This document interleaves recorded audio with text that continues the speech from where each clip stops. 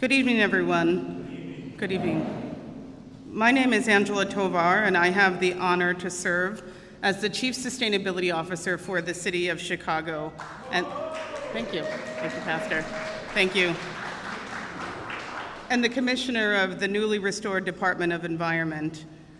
Thank you for joining us here tonight at the Refectory as we gather to remember one of the most painful and pivotal chapters in the city's history, the 1995 Chicago heat wave.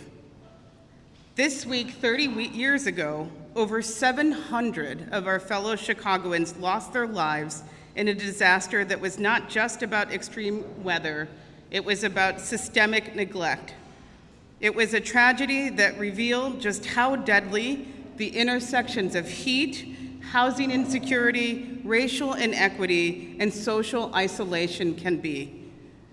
Tonight, we honor those lives, Chicagoans who should never be forgotten and who must never be reduced to statistics. They were our neighbors, our family members, and members of our communities. As we reflect on their loss, we also gather here with a shared sense of responsibility to ensure that what happened in 1995 never happens again. Thank you, Pastor. Thank you. That commitment demands that we learn, adapt, and act with equity and justice at the center of everything that we do, particularly as climate change continues to threaten our everyday lives. Following remarks this evening, we will be screening an excerpt of the film Cooked, Survival by Zip Code, which powerfully explores the hidden story of the heat wave and how vulnerability is shaped not just by weather, but by decades of structural inequity. After the screening, we'll hear from the team behind Defusing Disasters, a group that is co-led by community leaders, a group of researchers led by Northwestern's Buffett Institute of Global Affairs, and the City of Chicago.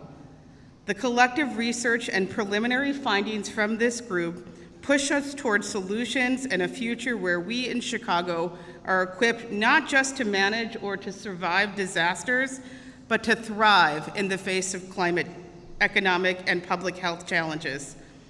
So we have a full agenda ahead of us tonight, and to help us get started, it is my privilege to introduce a leader who truly understands the challenges that we face because he lives them too, and is leading with that knowledge.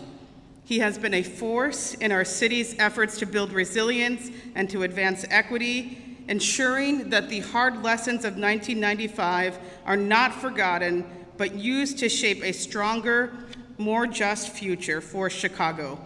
Please join me in welcoming the Mayor of Chicago, Mayor Brandon Johnson.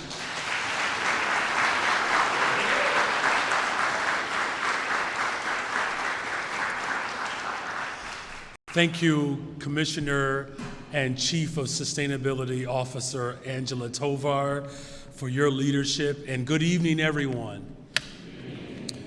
Grateful that all of you have decided to spend your evening on the west side of Chicago.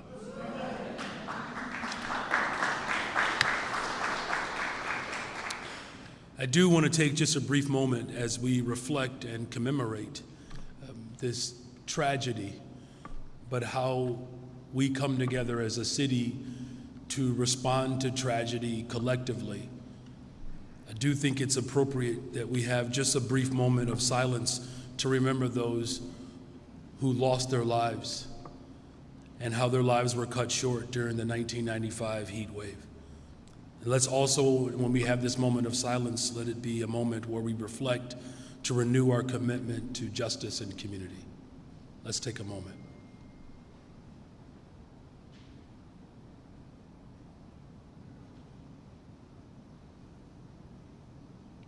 Thank you. I want to thank the Chicago Department of Environment, the Department of Public Health, the Chicago Park District. We have our General Superintendent here, Carlos Ramirez Rosa. Thank you for being here, sir. Could you wave? Please give him a round of applause. the Northwestern University's Buffett Institute. We have the Metropolitan Planning Council here today, and of course, all of our Defusing Disasters community partners who organized this event. 30 years ago, Chicago experienced one of the most devastating climate-related tragedies in our nation's history. Today, we gather to remember and honor the more than 700 Chicagoans whose lives were lost during this tragic event. Many of those lives that were lost were Black and elderly, low-income residents living in communities that have been ignored and under-resourced. They were often living in isolation, without access to cooling or care or other community safety net opportunities that they really deserve. The pain from this tragedy is still felt today, especially here on the West Side and throughout many neighborhoods and communities on the South Side. I do want to take a moment, though, to highlight a story of one of the many individuals that we are honoring today, and that is Emilio Aguirre. Was a United States military veteran, a Bronze Star recipient, and a POW and a Chicagoan. 50 years after serving this country during World War II, he succumbed to heat illness during the 1995 heat wave. For nearly 30 years, he rested in an unmarked grave, without a headstone, without a ceremony, and without the honors that he deserved. Emilio was a man whose story reminds us of both the quiet dignity of service and the deep responsibility that we all share to never let such lives go unrecognized. It was not until his story was brought to light by the research of sociologist Eric Kleidenberg, the documentary Cooked, and the efforts of veterans led by Charles Henderson with the American Legion Harold Washington Post, that we began to fully understand the injustice of that silence.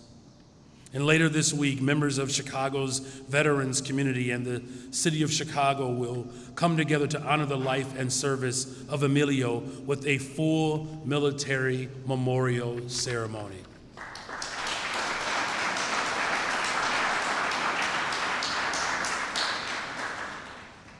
The Mayor's Office of Veterans Affairs has led the effort to ensure that Emilio receives the long overdue recognition that he earned, including the installation of a military headstone that reflects his service and honors.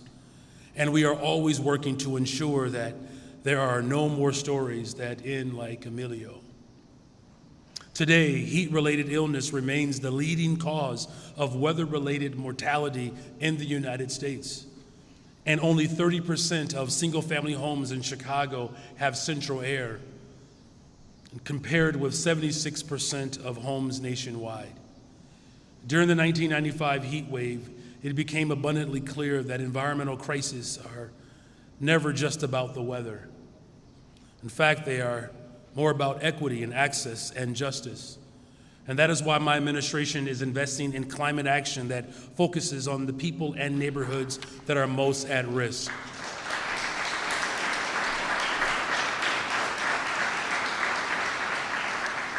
And one important way that we are taking action is through the expansion of our tree canopy. On our south and west sides, many neighborhoods lack tree cover, with some neighborhoods having less than 5% canopy. This leaves these neighborhoods more vulnerable to flooding and extreme heat, which can cause heat-related illness. Here in Austin, we are investing in our communities by planting trees that will turn the tide for justice.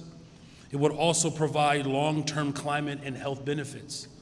And through the Our Roots Chicago program, our city has been working to make neighborhoods healthier and more resilient by planting 75,000 new trees with a focus on communities that need them the most. And through a community-driven, data-informed, and collaborative full government approach, we have planted about 64,000 trees thus far.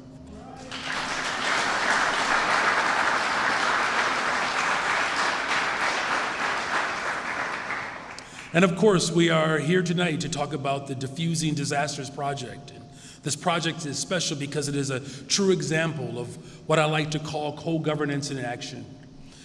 It was created through a collaboration between public health experts, climate scientists, city departments, and the communities most vulnerable to extreme heat. And through this partnership, we are creating tools and policies that accurately reflect the needs of our communities. And one example of this is the Heat Vulnerability Index, a resource that has been in development as part of the commitment that has been laid out in the Chicago Climate Action Plan.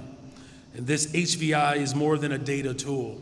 It allows us to see the differences throughout the city and visualize where disparities exist, and with those insights, we can take action.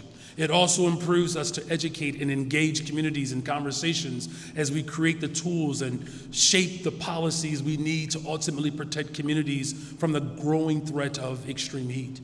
And Defusing Disasters goes one step further by pairing the HVI with policy recommendations that have been developed by communities with the intention to transform systems and build climate justice.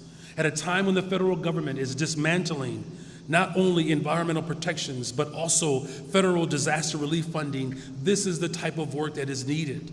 And this project is a model of how community, academia, and city government can work together to make sure no one in our city falls through the cracks and ensure that everyone is protected.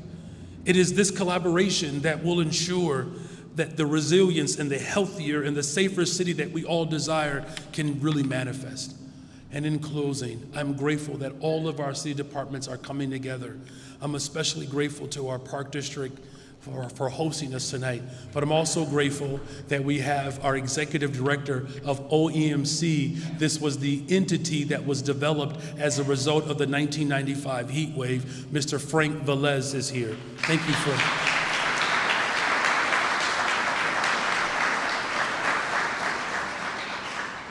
So let us continue the great work to protect our people and our communities. Thank you all. And with that, I will turn the program back over to Chief Sustainability Officer, Commissioner Angela Tovar.